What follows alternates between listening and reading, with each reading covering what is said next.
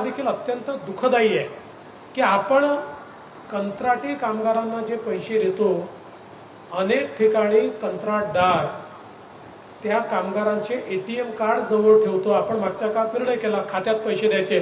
आपल्याला वाटलं वा वा किती चांगला निर्णय झाला, आता कोणी यांचे पैसे घेऊ शकणार नाही.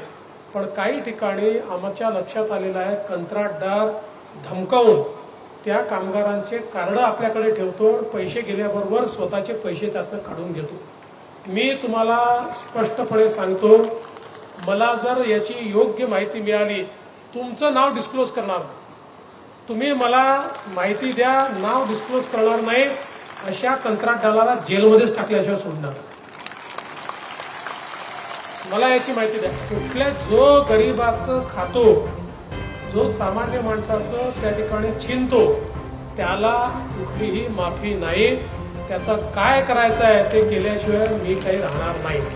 आणि म्हणून मी तुम्हाला आज या निमित्ताने एवढंच सांगतो की आपल्या हा जो काही सगळा कंत्राटी काम आपल्याला माहिती आहे, हे आपलं पहिलं सरकार आहे की आम्ही केंद्र सरकारने जे ई श्रम पोर्टल काढलं होतं, या ई श्रम पोर्टलचा उपयोग करून महाराष्ट्रातल्या सगळ्या कंत्राटी किंवा असंघटित कामगारांची नोंदणी आपण केलेली आहे.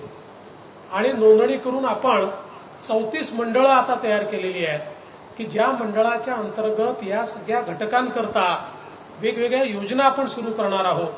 ज्या योजनांमध्ये मग त्यांचा पेन्शनचा विषय असेल, त्यांचा मेडिक्लेमचा विषय असेल, त्यांच्या मुलांच्या शिक्षणाचा विषय असेल, त्यांच्या स्किल डेव्हलपमेंटचा विषय असेल, त्यांना त्या ठिकाणी मुलांना प्रशिक्षण देऊन जर कर्ज पाहिजे असेल तर कर्ज देण्याचा विषय असेल, ही सगळी प्रक्रिया आपली चाललेली आहे. कारण हा जो सगळा आपला घटक आहे, या घटकाला जोपर्यंत सामाजिक स्थैर्य आपण देणार नाही, तोपर्यंत मला असं वाटतं की आपण कितीही विकास केला तरी देखील जोपर्यंत आपला सामान्य माणूस हा त्या ठिकाणी सुखी होणार नाही, जोपर्यंत त्याला सामाजिक दृष्ट्या एक सिक्युरिटी मिळणार नाही, तोपर्यंत हा विकास अर्धवट असेल. आणि म्हणून या दृष्टीने देखील खूप मोठ्या प्रमाणात आपण ही सगळी कारवाई या सुरू केलेली आहे.